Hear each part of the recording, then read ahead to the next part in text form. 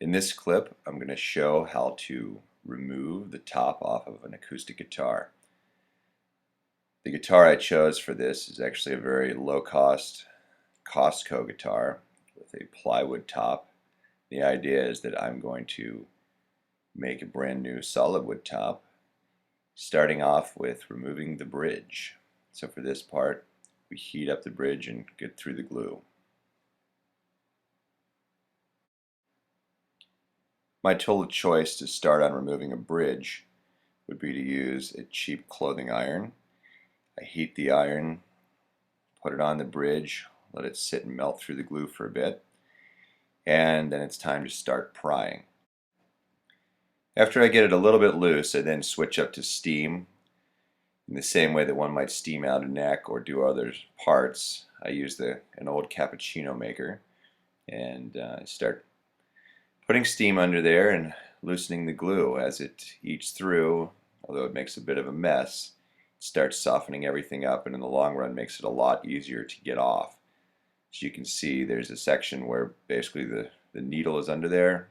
Let it soften up and I just slowly pry it up. I suggest being careful here if you plan to reuse the bridge, which in this case I hope to. One can always go back and make another, but if you have a decent bridge on the guitar, there's no reason really to let that go to waste. Take your time here. It doesn't really matter if you do damage to the top, but if you can, you want to preserve the bridge so that you don't have to go back and remake it. One of the reasons I like to remove the bridge is so that later on, when it's time to put it in the router, the bridge is free, and also I can lay the top of the guitar down onto something so I can trace it as a template. Something to be mindful of is that there may be different ways of attaching a bridge. The bridge on this guitar used two wooden dowels that were centered through the top. Sometimes bridges are held on with some screws or some bolts. The best way to figure that out is to have a look inside the guitar, maybe put your phone in there and take a picture from the bottom on the bridge plate. Generally, the glue that's used to hold a bridge on is standard wood glue, and wood glue becomes kind of gummy, but it's easy to work with once it's hot and been steamed. So as a result, things are starting to loosen up here. You'll see that occasionally it'll dry out again, and you're going to have to go back through and put a little more steam in. Once again, I suggest you take your time. It doesn't take much to start getting wood to split.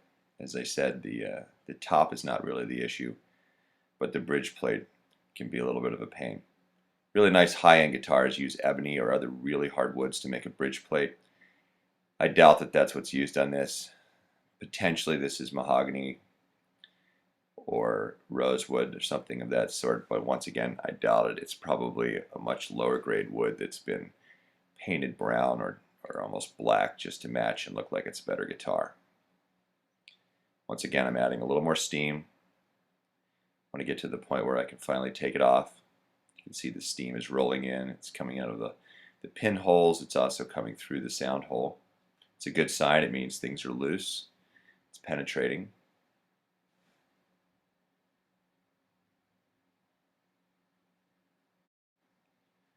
One of the nice things about working with wood is that it's very resilient.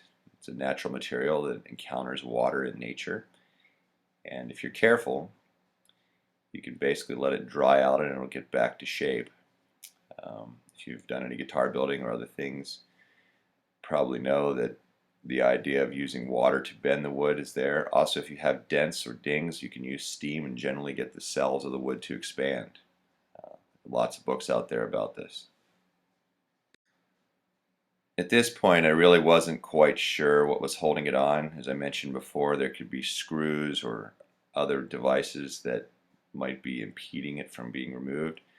Sticking my hand inside, I also was able to take an iPhone photo shot and realize that there were two dowels sticking up just past the saddle on each side.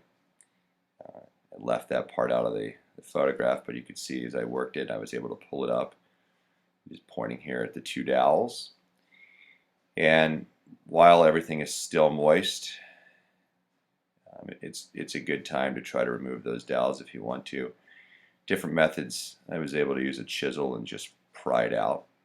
You'll see here, I just carefully work with it and it just comes right out. And that's bridge removal. The next step is to get to the glue joint where the top has been glued to the sides. To do this, I route a small channel in the binding because I'm going to wind up replacing the binding anyway when I go through. As you can see in the video, I was able to use a bearing on a flush cut router bit in the router table, and I just slowly go around, cut a nice little channel, being careful. This is actually a really low-end guitar, and I'm not sure there was very much binding on there. It was probably a lot of paint. As things started flying off, it seemed like black paint was going everywhere. It might have been a very thin layer of plastic on there. Regardless, take your time here. Go slow. Don't worry too much about the top. You're probably going to replace this top anyway, and so scratching the top is not really a big deal. As you can see, I'm just working my way around. I took a couple practice cuts, which I didn't put on the video, just to make sure I had the right depth and I was able to get it exposed. Overall, this is a pretty quick procedure. I'm just taking my time here. Also, because it's on film, I wanted to make sure that the guy operating the camera could get everything in place. So I'm just going kind of slowly. You'll notice where you still see some black. That's where I think that it's actually been painted instead of having binding on there, and the paint sort of soaked through the wood. I'm only going in maybe 3/100 of an inch, just enough to get into that channel and get that glue joint exposed. Something of note is that acoustic guitar tops, even though maybe they're called flat tops, they're really not flat. They have a slight arc in them, and you need to make sure that you're holding down, pushing down a bit, so that you have a consistent cut going all the way through.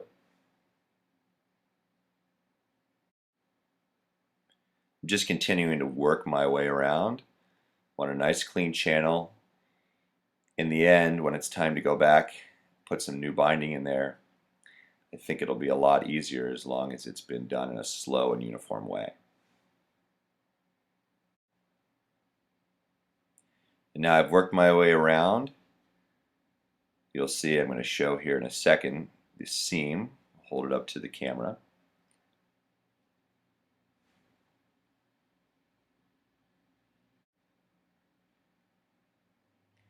And as we zoom in, you can get an idea of where that channel has been routed away. And now I'm pointing at where the top has been glued onto the sides.